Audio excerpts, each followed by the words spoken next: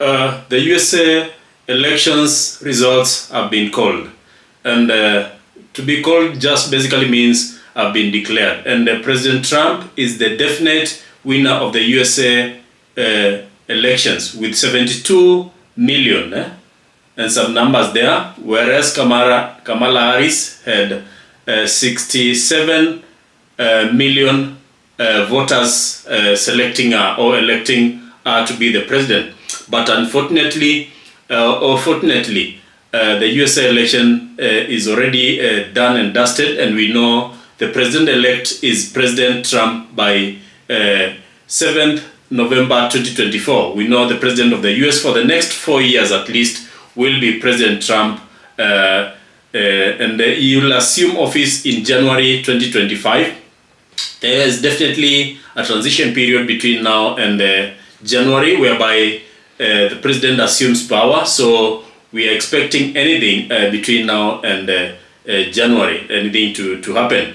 But definitely you saw what it has been a very tough journey for the contestants, to the extent that President Trump himself got shot during the election, during the campaigns. And that shows you how hot the election or the campaign was for the USA presidency. And this is because the USA presidency is the most difficult job, going by the words of the president himself.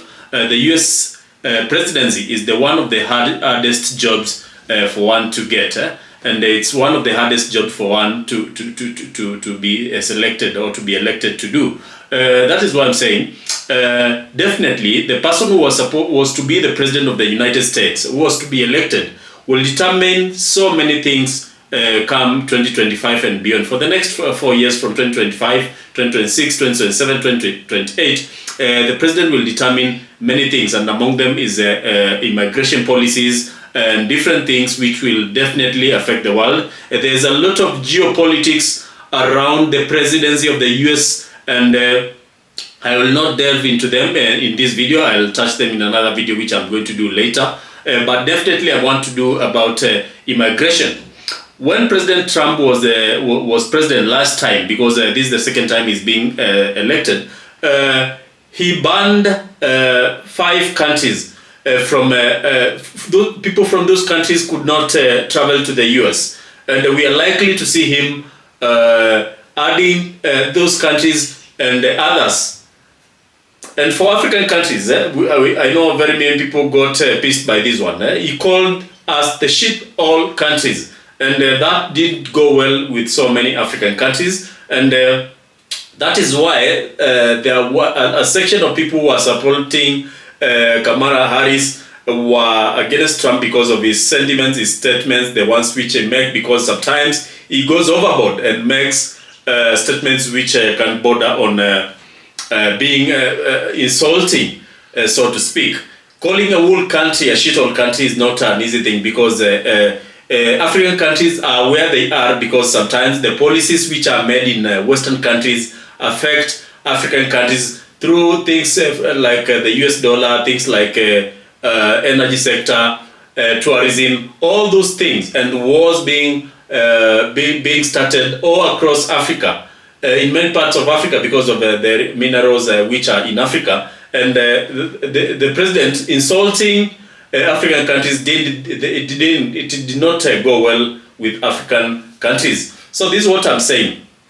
In terms of immigration, the president is likely to limit the number of people who immigrate to the US from African countries.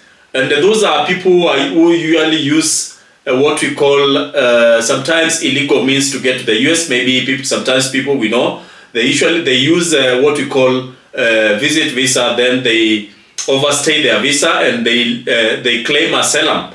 Or they use other unorthodox means to be able to stay in the US permanently. So we are likely to see a cut in the number of people who use that as a pathway to be able to live in the US. So for those people who are planning to use the Darien Gap, for those people who know the Darien Gap, it's a gap somewhere in Southern America whereby people cross over to the US and cross the border from Mexico all the way to the US, and sometimes they usually go even further to Canada.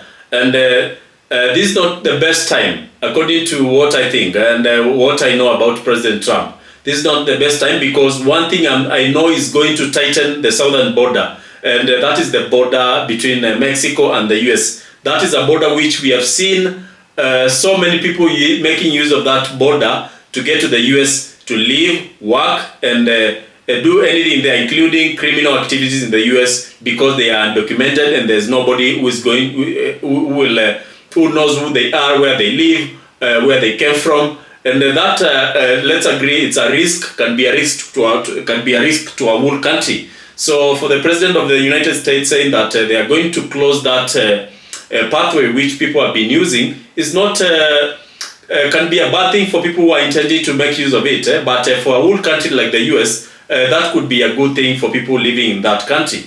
So in terms of immigration, generally, illegal immigration will be harder and harder.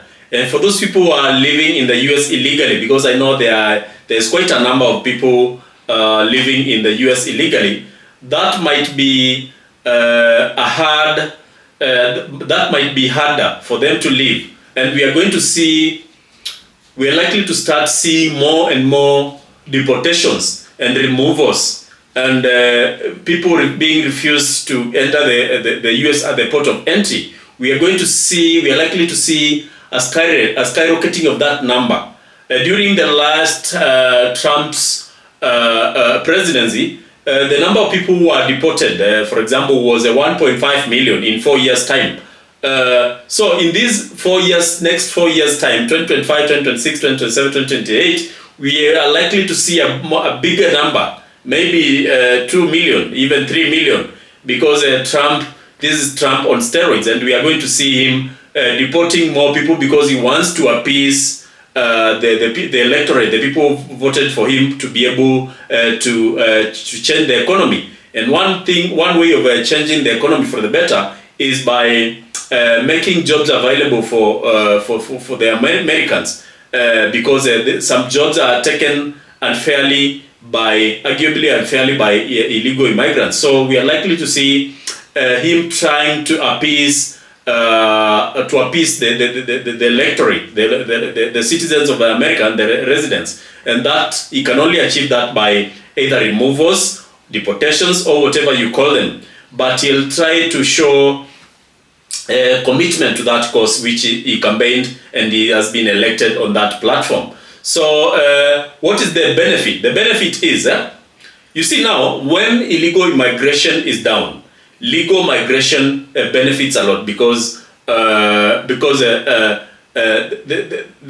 policy, the government policy tries to make it easier for legal immigration to go through, including making available more visas for people who want to immigrate to the US legally. So we are likely to see more people getting work-related visas, and the backlog, I know there's a very big backlog for people queuing to get the work visas. We are likely to see an easing up of this backlog, because there is a retrogression in different countries for different reasons.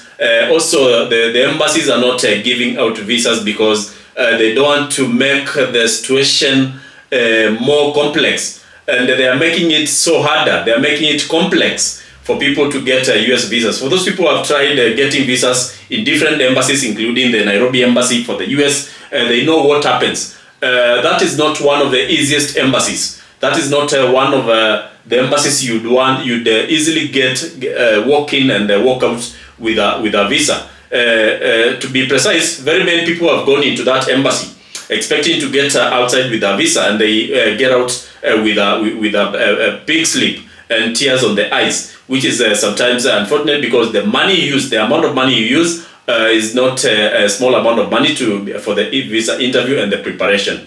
So generally, I am hoping a Trump presidency will give us mixed results.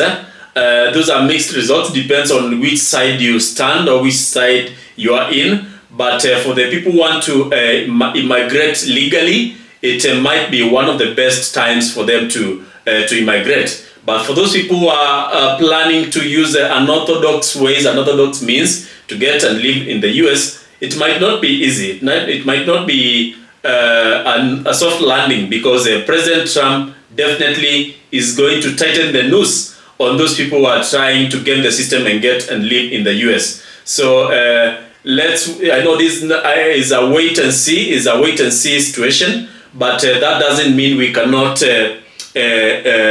forecast what might happen. I'm hoping some of the things I'm saying will not happen, but if they get to happen, it won't be a surprise to us, because we've already seen what President Trump did in his term as president last time. So let's wait and see. Thank you for watching this video. Watch another video. I'm going to make a series of videos discussing the US and the immigration policy and how they keep on changing from time to time. Thank you.